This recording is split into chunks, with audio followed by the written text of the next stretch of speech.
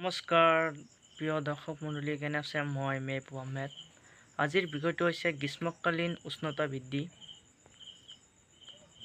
কিয় গ্ৰীষ্মকালীন ইমান উষ্ণতা কিয় বৃদ্ধি পাইছে? কমচে কম 42ৰ পৰা 44 ডিগ্ৰীলৈকে গৈছে। আৰু এই 44 ডিগ্ৰীলৈকে কিয় গৈছে? এই 44 ডিগ্ৰীলৈকে যোৱাৰ কাৰণ কি? কাৰণ হৈছে আমি গছ-গছনি কটাৰ ফলত এনেকৈ গোলকীয় উষ্ণতা বা গৰম বৃদ্ধি পাইছে। আৰু এই আমি গোলকীয় উষ্ণতা ৰোধ কৰিব বিচাৰোঁ, তেনেহ'লে আজিৰ পৰা আমি সকলোৱে শপত ল'ব লাগিব, আমাৰ যি বাৰী আছে, আমাৰ যি ঘৰ আছে, ঘৰৰ চাৰিওপিনে যাতে আমি এটা বা দুটাকৈ গছ-গছনি ৰোপণ কৰিব পাৰোঁ। আৰু এই গছ-গছনি ৰোপণ কৰা কেৱল গোলকীয় উষ্ণতা বৃদ্ধি ৰোধ কৰাই নহয়, এইটো আমাৰ কাৰণে এক নৈতিক দায়িত্ব।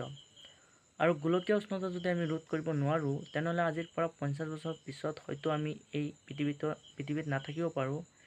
কিন্তু যিবোৰ নৱপ্ৰজন্ম আছে, যিবোৰ জেনেৰেশ্যন আছে, এইবোৰৰ অৱস্থা কি হ'ব এবাৰ চিন্তা কৰকচোন। আৰু নিজৰ লাভৰ কাৰণে চিন্তা কৰি যদি আমি গছ-গছনিবোৰ কাটি পেলাওঁ, তেন্তে সেইবোৰ প্ৰজন্মই কেনেকৈ পৃথিৱীত থাকিব? তাৰ কাৰণে আমি সকলোৱে নিজৰ বাৰীৰ পিনে এটা বা দুটাকৈ গছ-গছনি ৰোপণ কৰাৰ শপত গ্ৰহণ কৰিব লাগিব।